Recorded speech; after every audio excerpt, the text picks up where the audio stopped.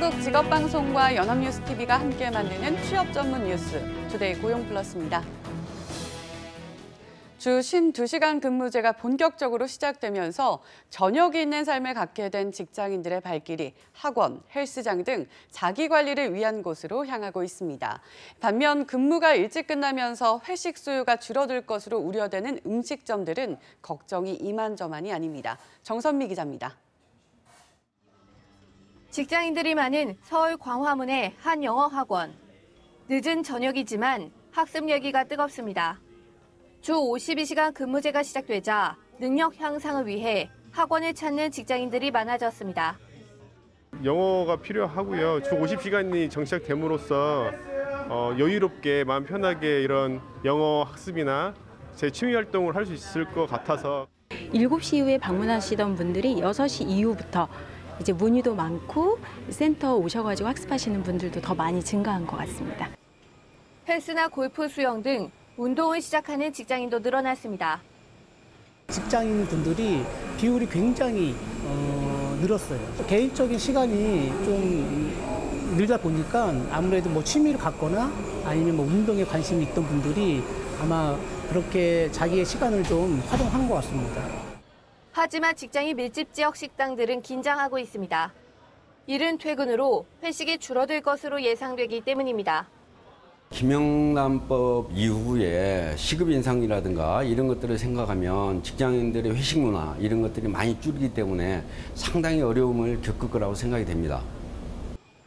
주 52시간 근무 시대를 맞이한 직장인들이 퇴근 후 술 한잔하는 대신 건강과 공부 등에 관심을 갖게 되면서 업종별 희비가 엇갈리고 있습니다. 연합뉴스TV 정선미입니다. 주 52시간 근무제로 퇴근 시간이 빨라진다 해도 마냥 웃을 수 없는 이들이 있습니다. 감당 못할 업무량 탓에 퇴근하고도 잔업을 해야 하는데 보상은 못 받는 사람들, 월급이 줄어 울상인 이들인데요. 정책 당국이 52시간제 정착을 원한다면 지켜만 봐서는 안 될 것 같습니다. 이동훈 기자입니다. 주 52시간 근무제 시작 일주일이 채 지나지 않았지만 진통은 곳곳에서 벌어지고 있습니다. 내년 7월까지 일단 시범 시행 중인 금융업종의 경우 업무가 끝난 뒤 빌린 사무실로 단체로 옮겨 일하는 희한한 일이 벌어지기도 합니다. 그야말로 무늬만 52시간입니다. 아예 다른 오피스를 빌려서 업무 시간 이외에 정해진 업무 시간이 끝나고 나서 다시 또 빌린 오피스에서 업무를 시작하는 경우들도 있다. 아니면 카페에서 업무를 계속해서 진행하는 경우들도 많다. 노동집약업종 중견기업들에서도 예상 못한 일이 벌어지고 있습니다. 월급 감소를 걱정해 회사가 끝나면 다른 일을 하는 투잡 쪽에 아예 52시간제 대상이 아닌 곳으로 옮기려는 직원까지 생겨나고 있습니다. 일 잘하고 싶어도 못한다고 하니까 그럼 내가 월급은 어디 가서 보상받냐. 그러니까 나는 그만두고 어차피 똑같은 일을 하는 거니까 100인 사업장이나 50인 사업장 가서 일을 하겠다. 이렇게 했을 때 답을 줄 수가 없는 거예요. 상황이 이렇자 시행까지 3년이 남은 직원 50명 미만 영세 상공인들의 우려는 이만저만이 아닙니다. 종업원들 3, 5분 두고 있는 분들이 한 사람, 두 사람으로 축소를 시킬 것 같고요. 또 거기에 대한 월급의 부담이 너무 크기 때문에 주 52시간 근무제 정착까지 진통은 불가피합니다. 다만 그 충격을 최소화할 보완책이 시급합니다. 연합뉴스TV 이동훈입니다. 중소기업과 소상공인들이 올해 최저임금 인상으로 존폐 위기에 몰리고 있다며 반발하고 있습니다. 현행 단일 최저임금제가 영업이익이 낮고 임금 수준이 다른 영세사업자의 실태를 반영하지 못했다는 건데요. 최저임금을 사업별로 구분해 적용해달라고 요구했습니다. 한상용 기자입니다. 현행 최저임금은 시간당 7,530원. 지난해보다 16.4% 오른 최저임금으로 부작용이 발생했다며 중소기업과 소상공인이 집단으로 우려를 표명했습니다. 일괄적인 최저임금 인상이 고용과 임금 지급 면에서 막대한 영향을 끼친 데다 생존까지도 위협한다는 겁니다. 결국 제도 자체의 무의미하게 만든 것뿐만 아니라 소영세, 소상공인의 존폐 위기로 몰아가는 등 여러 부작용을 낳고 있는 실정입니다. 실제 우리나라의 업종별 최저임금 미만율은 편차가 심한 편입니다. 작년 기준으로 공기업, 대기업과 주로 연관된 전기가스업과 제조업은 2에서 5%대를 보인 반면 소상공인이 절대 다수인 숙박 음식업은 30%, PC방과 편의점이 속한 기타 개인 서비스업은 20%가 넘습니다. 특히 5인 미만의 소상공인들은 전체 평균의 2배가 넘는 32%에 가깝습니다. 소상공인들은 최저임금 지급 주체 중 절반가량을 차지하는 상황. 최저임금법 위반 시 3년 이하의 징역 또는 2천만 원 이하의 벌금에 처할 수 있습니다. 따라서 최저임금위원회 사용자 측은 업종별, 규모별로 최저임금 미만율의 격차가 커질 것 등을 고려해 사업별 구분 적용이 필요하다는 입장입니다. 내년에도 최저임금 인상을 과도하게 추진하면 영세 사업자들에게 과부하가 걸릴 수 있는 만큼 정부의 부작용 완화 노력이 더욱 절실해 보입니다. 연합뉴스TV 한상효입니다. 내년도 최저임금을 의결할 최저임금위원회가 가동됐지만 합의까지는 순탄치 않을 전망입니다. 노사가 생각하는 인상률 차이가 큰 데다 최저임금을 업종별로 차등 적용해야 한다는 주장까지 보태져 간극이 더 벌어지고 있는 실정입니다. 박효정 기자입니다. 한국노총의 복귀로 불완전하게나마 노사정 3자 대화의 틀을 갖춘 최저임금위원회. 정부 세종청사에서 열린 10차 전원회의에서 사용자 측은 최저임금을 업종별로 차등 적용해야 한다고 주장했습니다. 원래 임금이 최저임금보다 적거나 1인당 영업이익이 산업평균보다 낮은 업종에는 구분 적용해 영세업주의 부담을 줄이자는 건데 구체적으로 최저임금 인상률의 2분의 1만 적용하거나 별도의 인상률을 정하는 방안이 제시됐습니다. 하지만 노동자 측은 최저임금의 의미가 무색해진다며 모든 사업장에 동일한 최저임금이 적용돼야 한다고 맞섰습니다. 내년도 최저임금 인상폭을 둔 양측의 생각 차이도 컸습니다.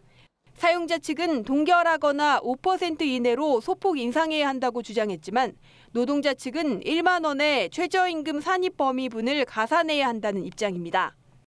최저임금의 상여금과 복리후생비 일부가 산입된 것을 감안하면 협상은 8,110원을 시작점으로 잡아야 한다는 계산도 제시했습니다. 양측은 5일 열리는 11차 전원회의에서 내년도 최저임금 최초안을 제출한 뒤 협상을 이어나갑니다. 한편 최저임금위원회에 복귀하지 않고 있는 민주노총은 조만간 중앙집행위원회를 열어 향후 방향을 논의할 것으로 보입니다. 연합뉴스TV 박효정입니다. 금융당국이 대규모 배당 오류 사태를 빚은 삼성증권의 제재안을 의결했습니다. 최종안은 아니지만 격렬했던 비판과 사법 처리까지 벌어졌던 일치고는 너무 약하다는 비판이 나옵니다. 일부 업무 몇 달 정지 외의 제재는 1억 원 과태료 정도이기 때문입니다. 소재영 기자입니다. 지난 4월 대규모 유령 주식 사태를 일으켜 시장에 큰 충격을 주었던 삼성증권. 이 삼성증권이 일으킨 112조 원짜리 천문학적 배당 오류 사고는 1억 원대 과태료로 마무리될 것으로 보입니다.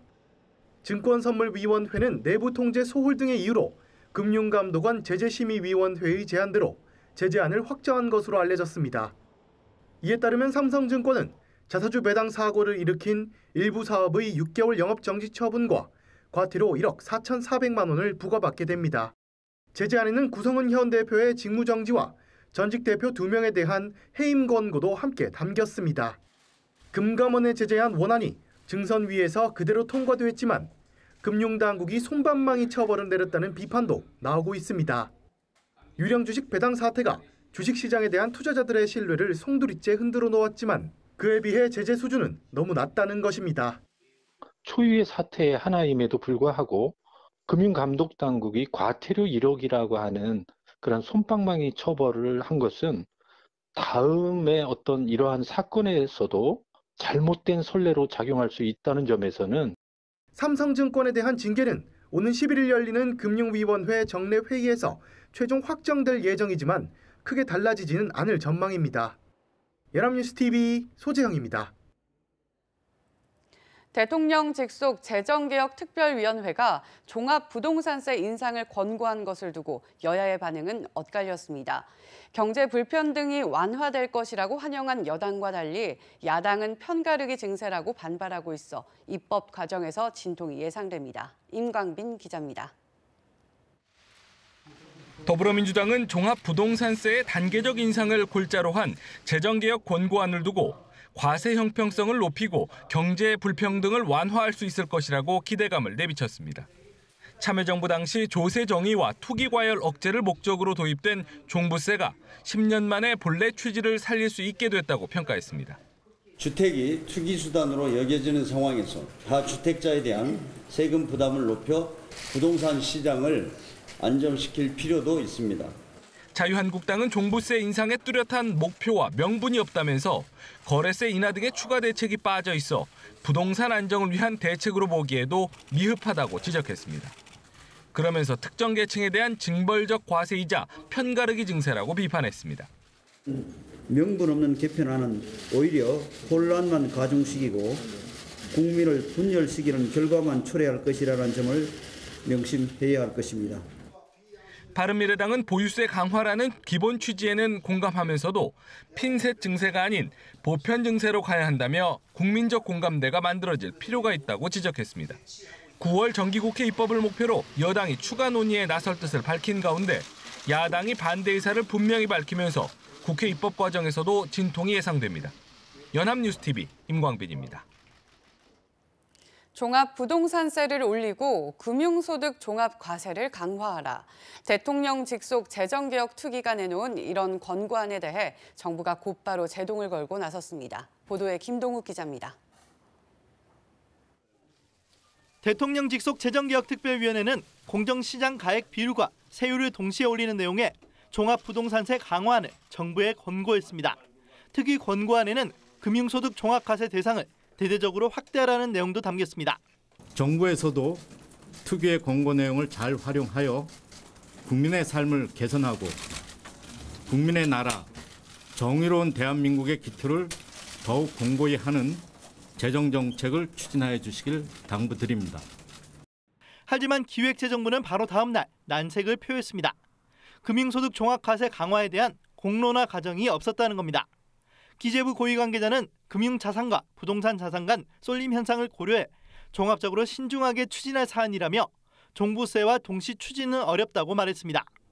김동연 부총리 겸 기획재정부 장관도 종부세 속도 조절론을 제기했습니다.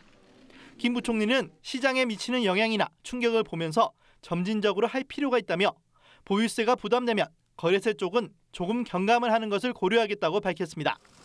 이번 특위 권고안이 종부세 폭탄이 아니라 콩알탄이라는 비판이 제기되고 있는 가운데 기재부마저 특위 권고안에 이견을 표하면서 6일 발표될 정부의 종부세 개편안이 특위안에서 얼마나 후퇴할지 관심이 쏠립니다.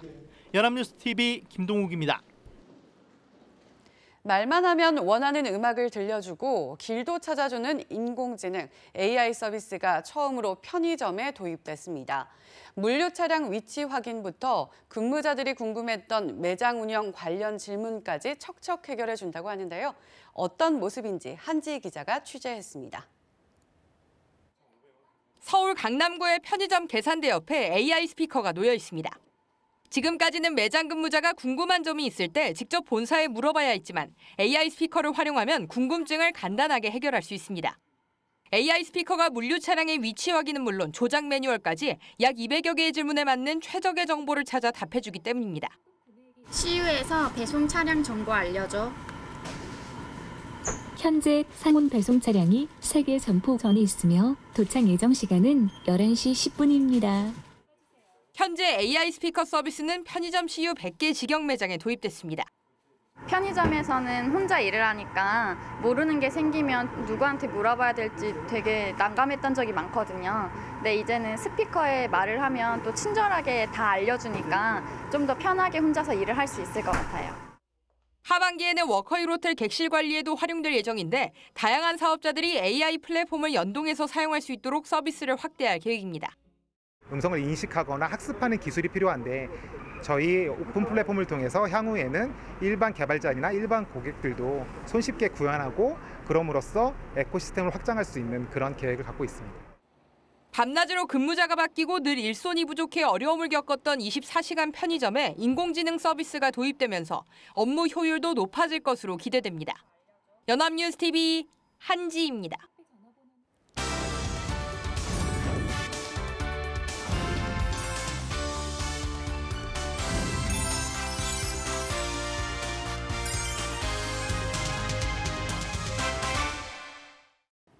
사회적으로 핫한 이슈를 키워드로 알아보는 핫키워드 시간입니다. 안치홍 아나운서 안녕하세요. 안녕하세요. 네, 핫키워드 시간입니다.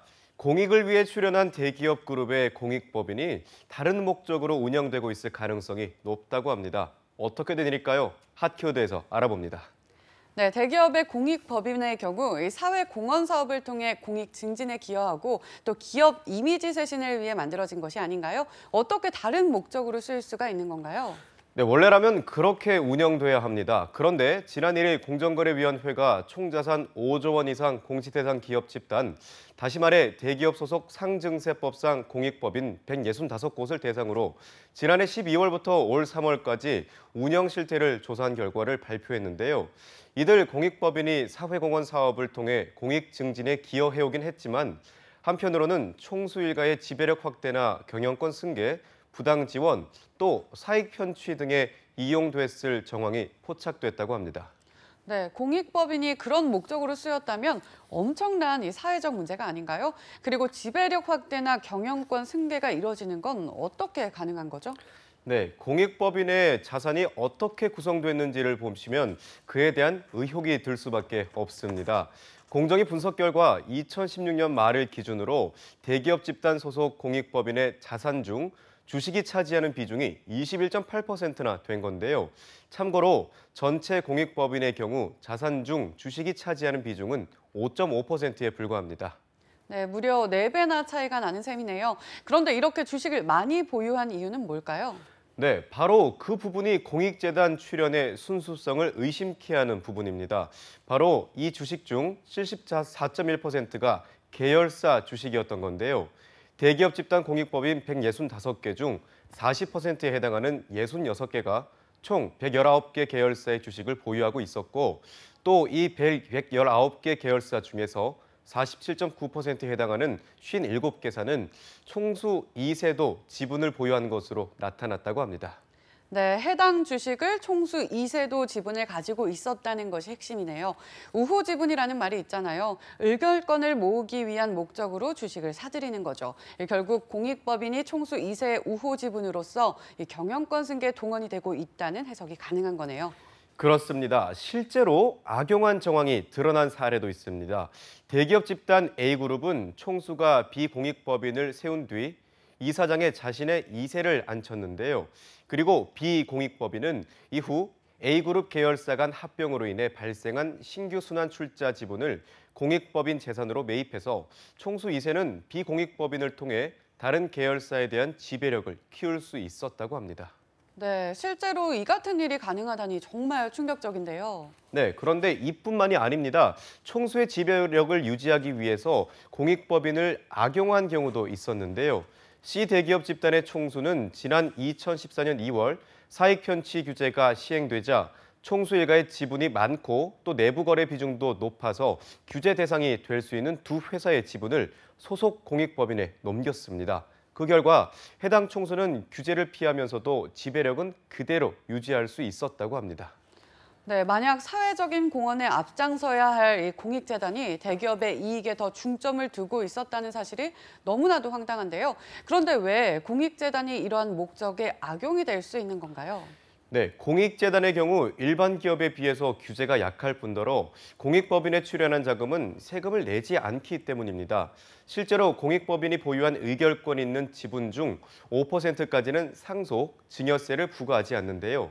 이렇게 해서 증여세 등 감면 혜택을 받은 상속 증여세법상 공익법인만 총 165개입니다. 또한 계열사, 총수 친족 등과 내부 거래를 한 대기업 집단 공익법인도 100개에 달해서 일감 몰아주기에 대한 의혹도 상당한 것으로 조사됐습니다. 네, 상황이 이렇다면 공익재단의 고유 목적인 공익사업도 제대로 이루어지지 않고 있을 것 같습니다. 네, 바로 그 점이 가장 큰 문제입니다. 대기업 집단 공익법인이 학술, 자선 등 고유 목적 사업을 위해 하는 수입 지출 비중은 각각 30% 수준에 그쳤는데요. 전체 공익법인이 공익 사업에 쓰이는 비용이 60%였으니 절반에 불과한 수준입니다. 그래서 공정위는 공정거래법 전면 개편 특별위원회에서 공익법인 제도 개선 방안을 마련한 뒤 외부 의견 수렴을 거쳐 최종안을 확정한다는 방침입니다. 네, 사회적 공헌에 앞장서야 할 이 공익재단이 대기업의 거수기와 일감 몰아주기 등에 동원되고 있었다는 사실이 너무나도 안타깝습니다.